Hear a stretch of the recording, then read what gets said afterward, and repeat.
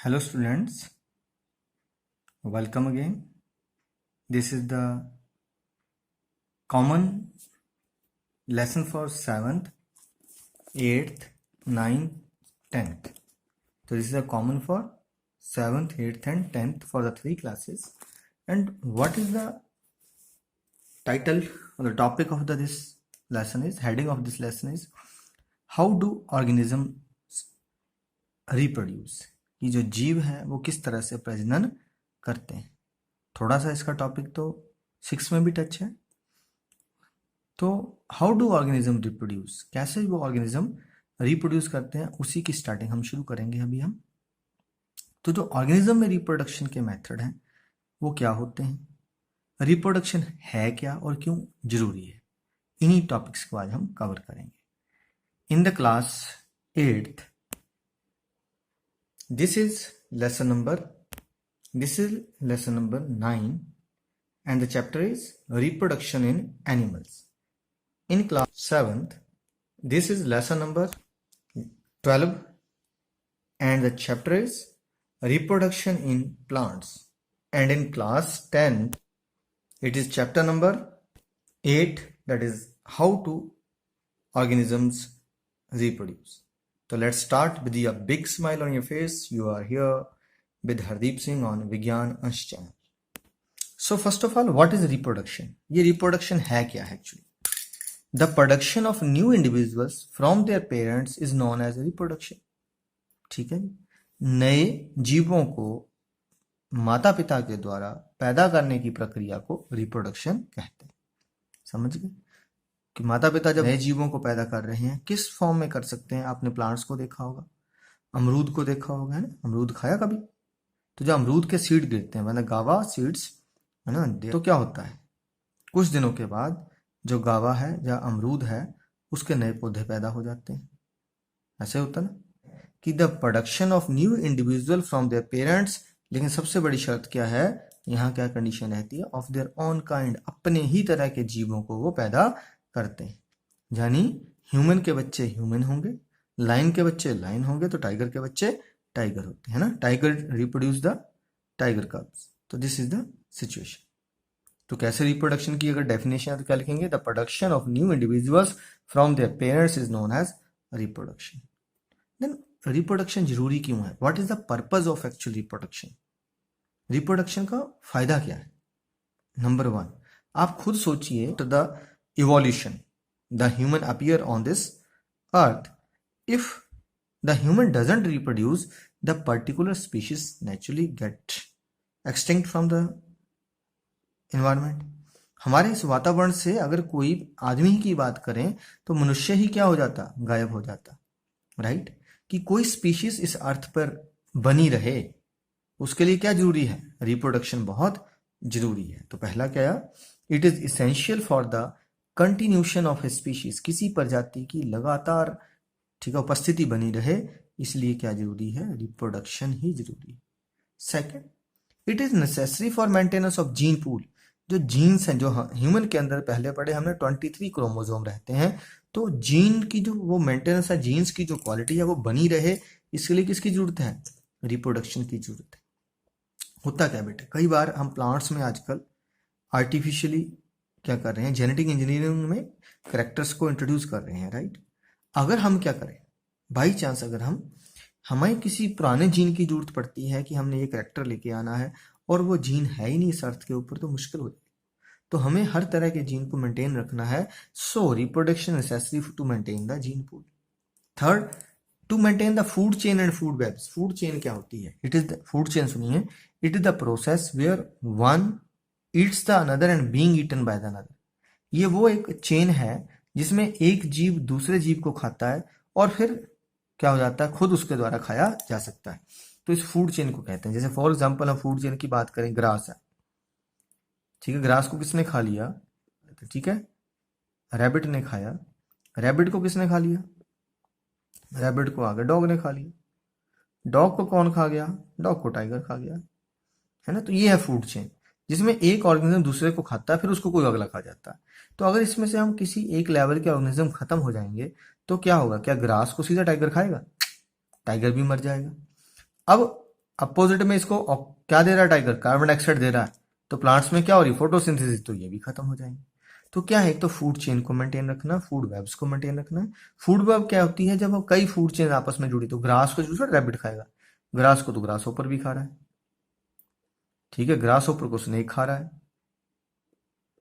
Snake को कौन खा जाता है, स्नेक को खा लिया ईगल ने, अगर ईगल किसके हाथ चढ़ गया, डॉग को ने खा लिया, तो ये भी तो आपस में जुड़ रही है, तो फूड चेन्स आपस में जुड़ी हुई होती है, राइट। तो ये फूड चेन, रैबिट को भी ईगल खा जाता है, तो क्या होगा, फूड चेन या फूड वेब डिस्टर्ब हो जाती है, राइट।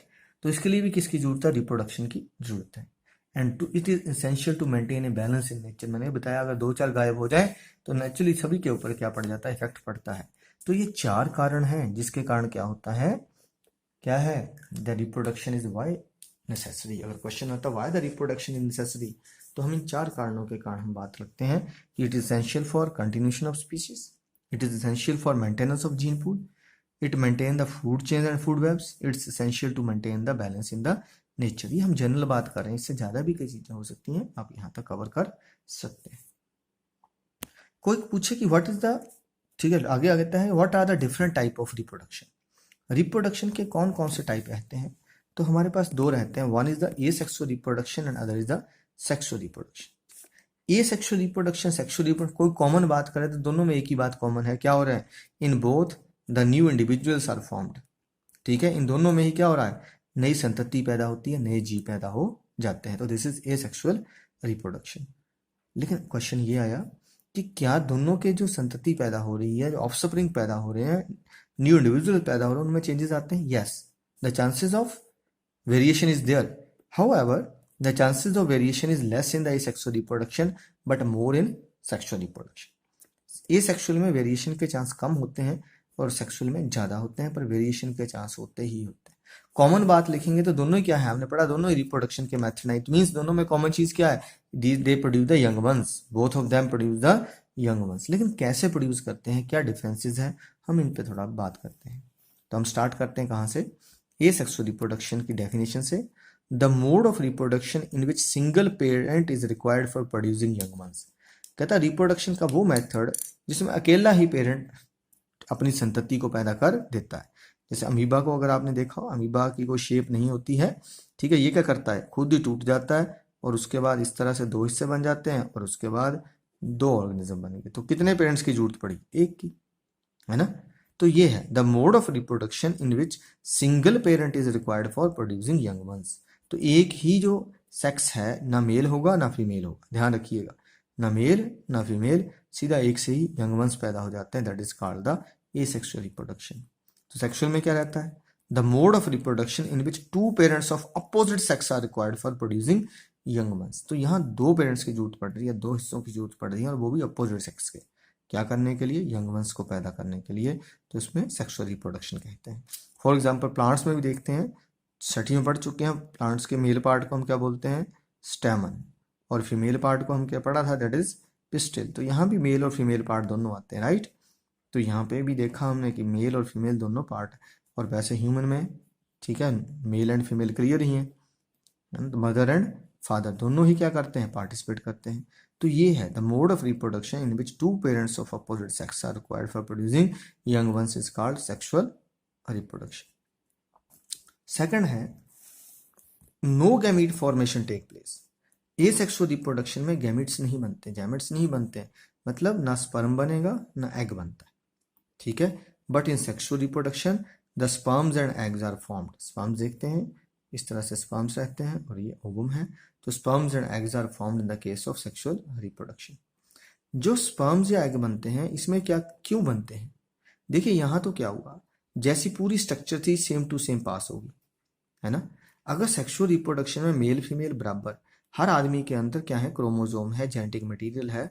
अगर जैसे हमारी बॉडी में मेल में 46 होते हैं, फीमेल में 4, अगर ये गैमीट्स ना बनाएं तो बच्चे कितने हो जाएंगे बेटे, 92।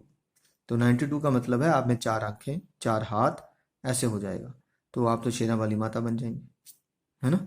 तो इसलिए क्या करना है, इन क्रोमोसोम को आधा करना है, 23 करना है, 23 करना है, ताकि 23 कहाँ से आए। जरा फिर देखेंगे, देखिए ए सेक्सुअल रिप्रोडक्शन में मैंने कहा ये कौन है, दिस इज अमीबा, है ना। टाइम हुआ, ये अपने आप ही दो हिस्सों में बंट गया, न्यूक्लियस बंट गया और दो ऑर्गेनिज्म पैदा हो गए, इसमें कोई प्रॉब्लम नहीं, एक नई पार्टी पे। लेकिन एसेक्सुअल रिप्रोडक्शन में एक साइड मदर है बेटे, तो एक साइड कौन है, फादर, राइट। जब भी मदर को लिखा जाता है बायो में उसको इस तरह से शो कर देते हैं और फादर को इस तरह से शो कर देते हैं। अगर हम अपनी बात करें तो ह्यूमन में कितने क्रोमोजोम होते हैं बेटे, 46 क्रोमोजोम है, जो सारे हमारे कितनी बाहें होंगी, कितने मुंह दांत ये वो सारा कंट्रोल करते हैं, और 46 ही किसके पास है, फादर के पास है। अब अगर मदर फादर दोनों ही अपने जीन्स को कंबाइन करते हैं और हमें कितने मिल गए 92, तो हमारे पास क्या स्थिति हो जाएगी, 4 आंखें हो जाएंगी ना, 4 आईज 4 ईयर, तो मुश्किल हो जाएगी, है ना। तो ये क्या करते हैं, ऐसी स्टेट ना हो जाए, तो हमारी बॉडी में ये जो क्रोमोसोम नंबर है आधा हो जाता है, तो एक स्पेशल प्रोसेस चलती है, उसको क्या बोलते हैं, मियोसिस चलती है। इसमें सिर्फ डिवाइड हो रहा है तो क्या चलती है बेटे, माइटोसिस। तो यहाँ एक स्पेशल प्रोसेस चलती है जिसको मियोसिस कहते हैं, and the chromosome number reduce to 23। अब 23 के 2 बन जाएंगे इसमें, है ना, ऐसे टूट गए। अब ये आपस में कंबाइन करते हैं तो अगेन फिर से 46 आ जाता है। तो ये है गैमीट फॉर्मेशन। तो यहाँ स्पर्म और ओवम जो है, गैमीट फॉर्मेशन किस में होती है, सेक्सुअल रिप्रोडक्शन में। तो गैमीट फॉर्मेशन करनी बहुत जरूरी होती है ताकि नंबर ऑफ क्रोमोसोम मेंटेन रहे। और गैमीट फॉर्मेशन के लिए कौन सी प्रोसेस होती है, मियोसिस होती है, ठीक है। तो ये प्रोसेस कहाँ अक्कर होती है, सेक्सुअल रिप्रोडक्शन में तो होती है। लेकिन ये सेक्सुअल रिप्रोडक्शन जब गैमीट फॉर्मेशन ही नहीं होता है तो मियोसिस भी अक्कर नहीं करती है। क्या आएगा, नो फर्टिलाइजेशन और फ्यूजन टेक प्लेस। बेटे इसमें कोई फर्टिलाइजेशन नहीं होती, यहाँ पे गैमीट्स बनते ही नहीं, और इधर फर्टिलाइजेशन टेक प्लेस होती है। Sexual reproduction, the fertilisation take place in the sexual reproduction, no fertilisation take place in the asexual reproduction. क्यों, देखिए, because in the sexual reproduction just body divided, body divide हुई, 2 बन गए। लेकिन यहाँ क्या हुआ, मदर से भी कितने मिले 23, फादर से भी कितने आए 23। अब इन दोनों को आपस में जुड़ के फिर से क्या होना है, 46 होना है, राइट।